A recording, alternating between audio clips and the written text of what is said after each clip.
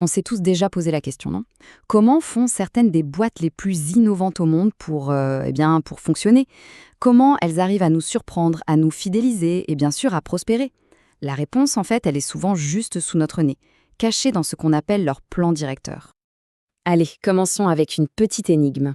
On connaît tous ces noms, on utilise leurs produits tous les jours.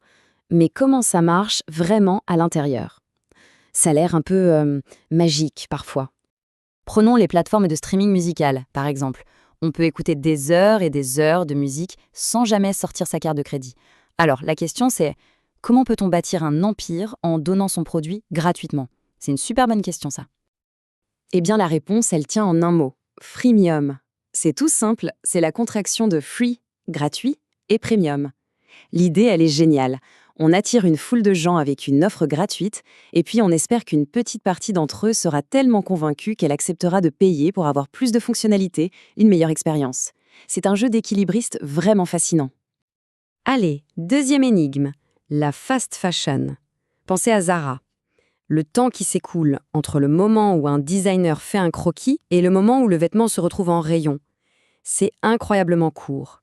Alors, comment c'est possible d'aller aussi vite quand les concurrents, eux, mettent des mois et des mois? Bon, on s'en doute, la réponse, ce n'est pas de la magie. La recette secrète derrière tout ça, c'est ce qu'on appelle le business model, le modèle économique. En gros, c'est l'ADN de l'entreprise. Ok, alors plongeons un peu là-dedans. Un business model, concrètement, qu'est-ce que c'est?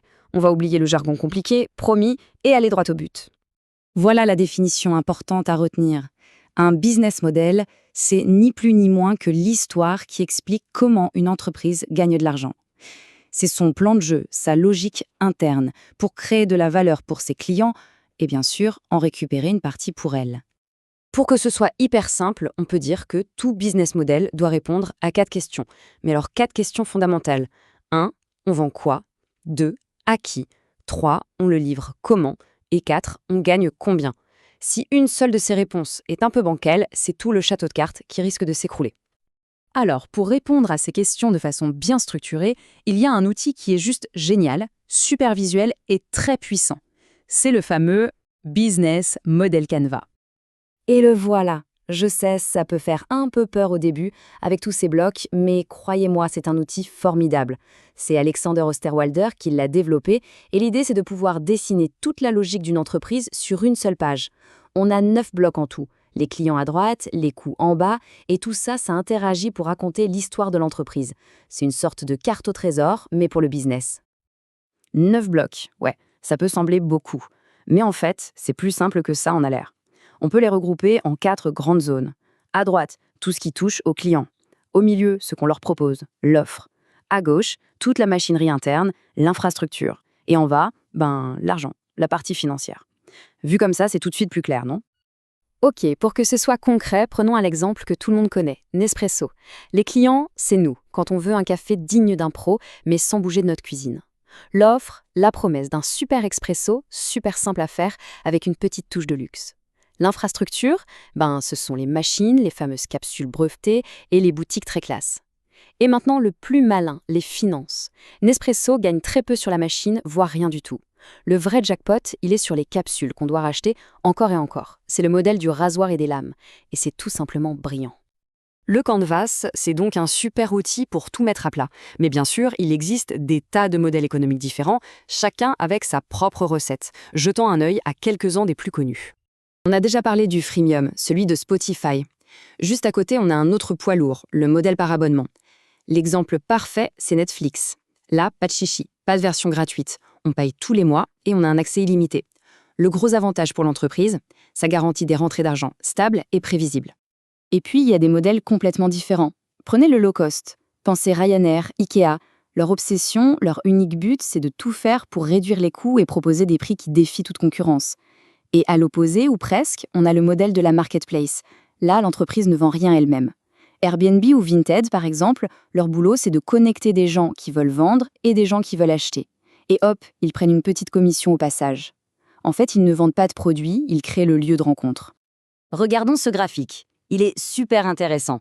Il nous montre comment des modèles différents se battent sur le même terrain de jeu, le streaming. D'un côté, on voit que Netflix est le roi du volume, c'est-à-dire qu'ils ont le plus d'abonnés. C'est clair. Mais la vraie surprise, elle vient de Disney. Et ça nous montre une subtilité vraiment importante. Et voilà le point clé. Disney a beaucoup moins d'abonnés qu'Amazon, par exemple. Mais regardez leur part de marché en valeur, c'est-à-dire en chiffre d'affaires.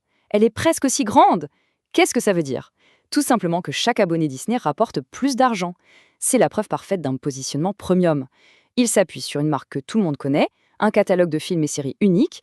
Bref, leur modèle ne vise pas que la quantité, il vise surtout la valeur que les gens sont prêts à payer. Bon, ok, tout ça c'est bien beau, mais en quoi ça nous aide à mieux piger le monde des entreprises? Pour le comprendre, revenons à notre deuxième énigme, celle du début, revenons à Zara. Cet outil-là, on l'appelle la courbe de valeur. C'est un peu comme un bulletin de notes qui compare une entreprise à ses concurrents sur les points qui comptent. Et pour Zara, c'est hyper parlant. On voit tout de suite qu'ils n'essaient pas d'être les meilleurs partout. Par exemple, sur la durabilité, ils sont dans la moyenne, sans plus. Par contre, là où ils sont imbattables, c'est sur la tendance de leurs fringues et sur l'emplacement de leur boutique. Ils écrasent tout le monde. Et ça, ce n'est pas un hasard, c'est un choix, un vrai parti pris au cœur de leur business model. Et comment ils font alors? Eh bien, voilà leur secret. Ils maîtrisent tout de A à Z, du dessin du vêtement jusqu'à la vente en boutique. C'est ce qu'on appelle l'intégration verticale. Et ça leur permet de faire tourner les stocks à une vitesse folle. Et qui dit rotation rapide dit moins d'invendus.